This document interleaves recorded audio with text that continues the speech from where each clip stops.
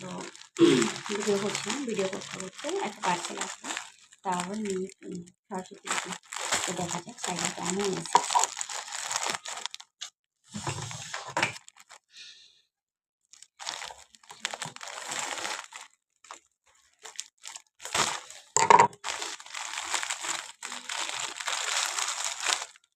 ভিডিওটা দেখি।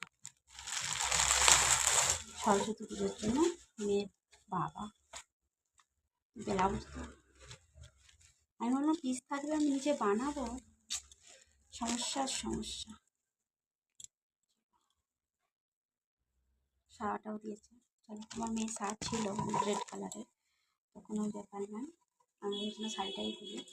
তো শাড়িটা মনে হয় খুবই ছোট, আমার মেয়ের মনে হচ্ছে হবে না, তো দেখছি কী করা যায়। শাড়িটা কেমন লাগছে জানো, মনে হয় রিটার্ন করতে হবে। শাড়িটা খুব সুন্দর লাগছে, বাট মনে হবে ছোট